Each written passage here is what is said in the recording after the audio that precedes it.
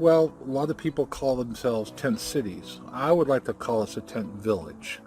And that's what we are. We're our own self-sustained village. We all go by our rules. We're non-alcoholic, non-drug use. And as long as we follow the rules and we all help and pitch in together, it makes it work as a working village. We have a pretty good background check you out. They run a warrant check and check your ID and make sure you're who you say you are. This is a very clean, safe environment. My wife and I have been here for a year, and I have no problem being here with my wife. You can leave your things, out and stuff, and you know that nobody's going to bother it or anything. So we all know each other, we know who, and we can patrol ourselves, and we take pride in our living situation and do not want to lose it.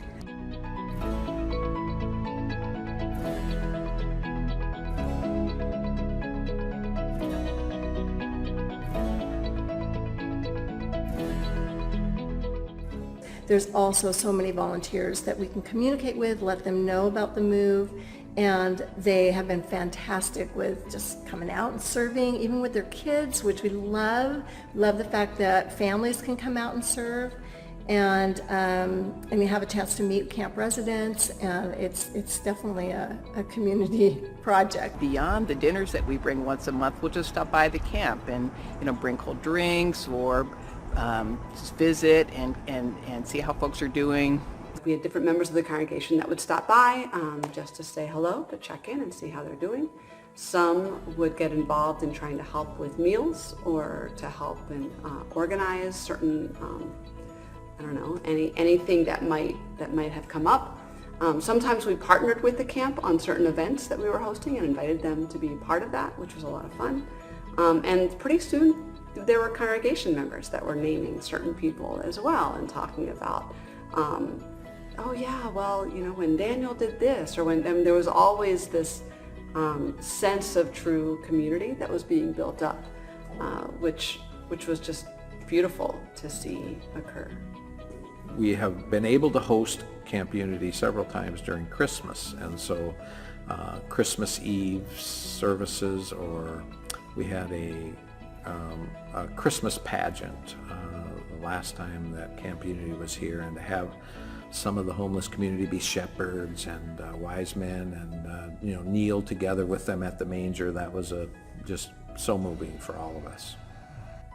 The camp, I want to mention, also got involved in some of the things here at the church. So when I found out that a couple of the members like to sing, we have a very small choir that struggles to find men, and some of the members of the camp like to sing, and they're men. And so I invited them and didn't know if they would want to come, but they did. So they started coming and singing with the choir. The choir loved having them here. And one of them, after the camp had moved away, came back to visit on another Sunday just to say hello, and the choir was thrilled to see him. So that was wonderful to happen. Well, I think that it's an interesting thing. Every time you bring in the outer community, there is some resistance that we have had to fight and try to help mold and shape and move and change. And that's one of the things I think that is great about having Camp Unity here. We get a chance to have people that really have a certain view of homelessness, and we get to change that. And that is by helping them become involved. They help move, or they come in here and get mad at me for having them here, and then I introduce them to the community, and they fall in love with the community or what's going on there. We had one member of Kenmore, who's a neighbor, lived really close by, who was completely against the camp at the beginning, and he came and spent some time, and he came another night also and actually volunteered at one of the meals, and then was telling me later how these really are people. Things went really well. I don't have any objections now. In the early days when we got started with Tent City 4, there was a lot of resistance to having homeless tent encampments around in Woodinville, anywhere around, and there was a lot of pushback from the community. As time's gone by over the years, we found that that's less and less the case. Right now, we go out before the camp comes to the church. We go around to the neighbors and let them know that the camp is coming, and let them know they can always get in touch with the church if they have any problem. and we get very good reception from the neighbors now. I had another neighbor who came to the potluck, and then after the camp had left, I was just sitting and chatting with her. Her property looks over on our property, including where the camp was.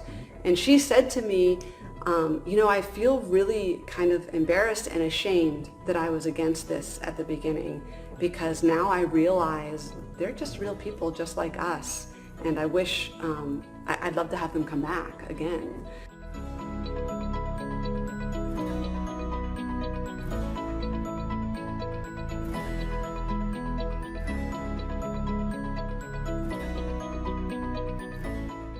When I talk about the hosts, it's hard for me not to actually feel a little emotional, because they've just been, it's a privilege and an honor to work with them. And they are so generous and compassionate and faithful with us, and love us so much, and they love the community, they love Camp Unity. So having a place for the camp to go and know where they're going to. So 2019, we actually knew for the whole year where camp was going to move to and who their hosts were going to be. And that's a first for us. That's kind of that's a big deal. And we're thankful for those hosts. I think what I'd like to say to anybody who wants to host is, first of all, wonderful that you're even thinking about it. We need other churches to be involved in this, but it's not just the need, it is a great transformational thing for a church to do. Makes you feel like you're really living the gospel where you are, and certainly there are struggles with that, but that is intentional, I think, by God, to have a struggle with these things, and it just helps the church grow. I think it helps the church grow in their mission, their understanding of the world.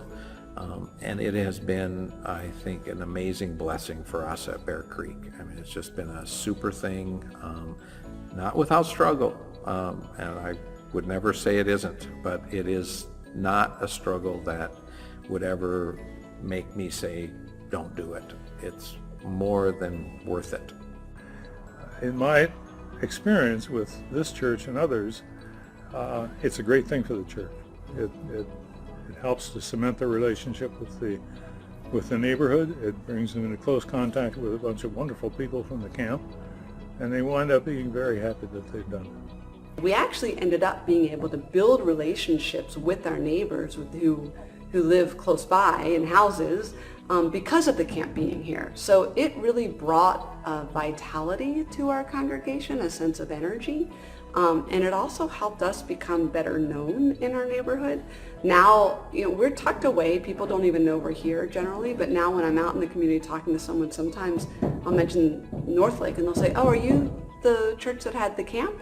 And I'll say, yeah. And they're like, oh, yeah, it seemed like that went really well.